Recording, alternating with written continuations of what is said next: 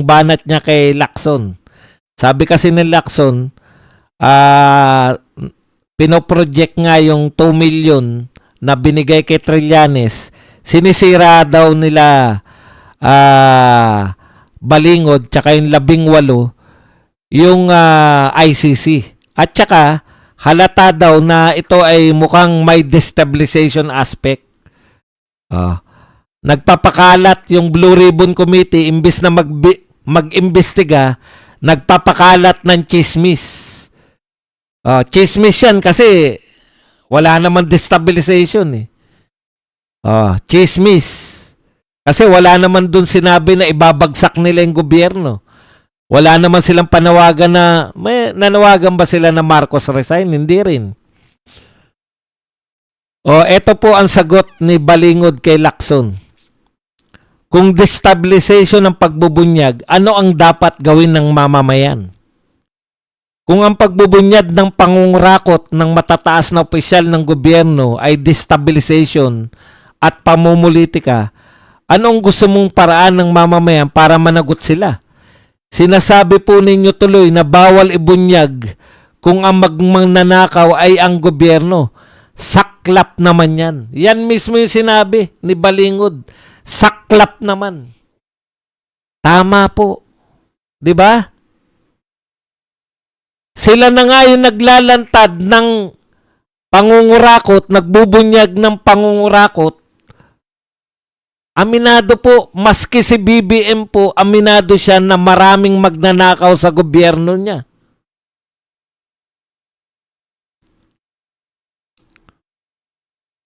Pero, sila na nga po, yung naglalantad, wala nga po nagbubunyag eh. Kung sino po yung nagbunyag ng mga katiwalian, ng mga korupsyon, sasabihan pang destabilizer. Ano na mangyayari sa Pilipinas? Sila pa yung kakasuhan. Kakasuhan na sila ni Trillanes. Tama si Balingod. Pinalalabas nyo ba na bawal nang maglantad ng korupsyon kung mataas na tao sa gobyerno ang involved? Kawawa naman ng Pilipinas. Pag mataas na ang posisyon mo sa gobyerno, wantosawa ka na, pwede ka na magnakaw ng wantosawa. Yun ba ang gusto mong palabasin, Ping Lacson? Nasa yung komite yan eh. May nag-akusa. Sabi mo nun, kaduda-duda, yung notaryo ni Gutesa. Balik lang natin kay Lacson yung mga banat niya kay Gutesa. Sabi mo kaduda-duda. Sabi nga namin at saka ni Marcoleta, actually hindi naman niya kinakailangang mag-notaryo eh. Yung notaryo ni Gutesa para lang ma-assure si Marcoleta kasi hindi niya kilala si Gutesa. Para ma-assure lang siya na hindi niya babaguhin yung kanyang salaysay. Yung panunumpa sa Senado, Ping Lacson, sapat na yun. Pero hindi. Pagka banat ni Gutesa, kinabukasan, tinira nyo na kagad si Gutesa. Same dito. Paglantad mo, ngayon, isa pang sinabi mo kay Gutesa, wala naman nagko-corroborate nung mga sinabi ni Gutesa. Wala daw nagko-corroborate. Ikatlo, hindi naman tumuloy si Gutesa sa DOJ o kaya sa Ombudsman. Ngayon, tinandaan niya ng mga panibagong mag-expose. Tiniyak nila na permado yung affidavit at maayos yung notaryo. Kasama na nila abogado, si Balingod eh. Notaryado. Malinaw, hindi nyo na pwedeng sabihin peke. Ayan na, humaharap na sa tao. Alam nyo ang sabi ni Harry Roque? Once na yung affidavit na yan, pinirmahan mo at pinanotaryo mo, putya, ano na yan? Ipinagpapalagay yan na yan ay totoo. Unless na may magsasabi na hindi totoo yung sinasabi mo. 18 kayo. 18 sila na nagsasabi na eto ang nangyari. Paano mo pagdududahan yan? Ngayon ko lang po naunawaan yung bakit nagpapaabit-abit ang tao eh. Pinatototohanan nyo na yan ay totoo. Under oath, pwede kang makulong pag yan ay kasinungalingan. Kaya lahat ng tao sa gobyerno, ipagpapalagay na totoo yung hawak-hawak nila. O, ngayon, sana, ang ginawa mo, Lacson, nung makita mo na totoo, o ano pang ginawa pala nila? Yung sinasabi nyo kay Gutesa na hindi naman nagtuloy sa DOJ o kaya sa ombudsman, ginawa rin ng 18. Binigyan na nila ng kopya yung ombudsman. Lahat ng legal na pwedeng gawin, ginawa nila. Hindi po yan politika lang. Dahil ang politika lang, tokes lang. Eto may affidavit, nakanotaryo, ipinasa sa ombudsman. Oh, ano pang masasabi nyo na politika lang to o niloloko lang nila? Pwede po sila perjury. Nakapirma sila dyan. Ngayon, ang tanong sa'yo, Lacson, ano yung sinasabi mong where evidence will lead us? Swerte mo. Kusang dumarating, hindi ka na naghanap. Actually, hindi ka naman nag-iimbestiga eh. Hindi ka na naghanap ng mga ebidensya. Kusa nang lumalantad yung ebidensya. Wala kang kinumbinsi, wala kang hinanap. Ito na po ang ebidensya namin.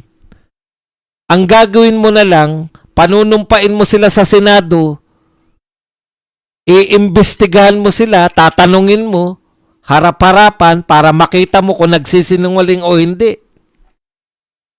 Yan ang pinakamalaki mong kasalanan, Ping Lacson. Kusa nang lumalantad yung mayroong mga ebidensya, dinideny mo ng audience sa Senado. Kayo bang mga senador, binoto namin lang kayo ah. Kami lang nagpapasweldo sa inyo. Wala kayong magagawa kay Ping Lacson pag ayaw niya na mag-imbestiga? Anong klase kayong mga senador?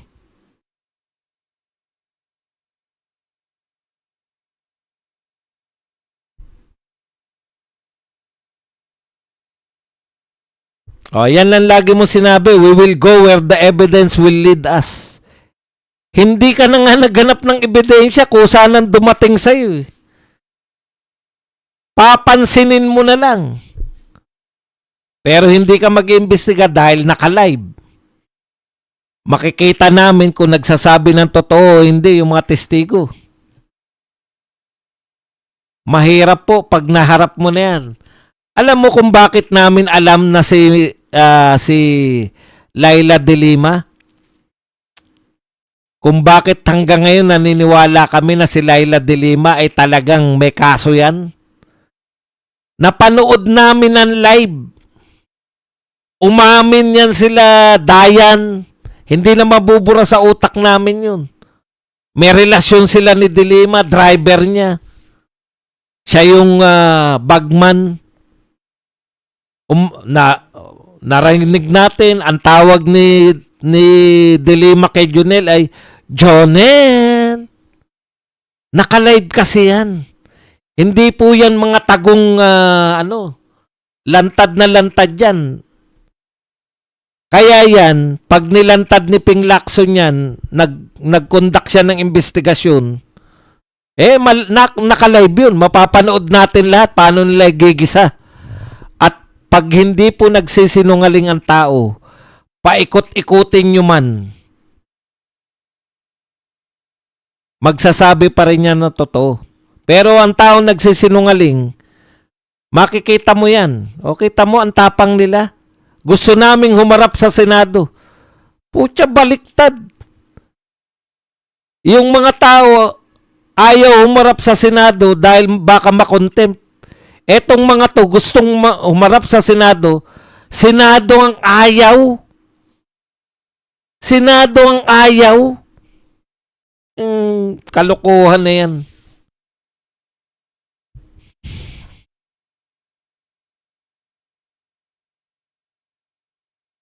Asa na yung ano mo? Where the evidence will lead us? Asa na yun? Yung where the evidence will lead us.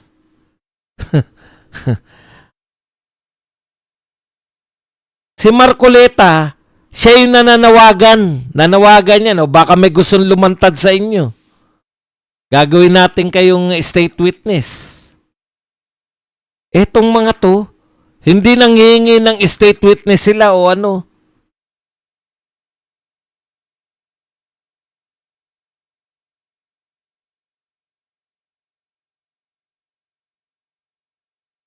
Okay. Punta naman tayo ng banat niya. Kaya masaklap talaga. Kung sino pa yung mga naglalantad, siya pa yung tinuturing. Yan, sama-sama kayo. Senador, congressman, media. Putyang hinahanap ng media, sino ang nasa likod? Nakaharap nga sila eh.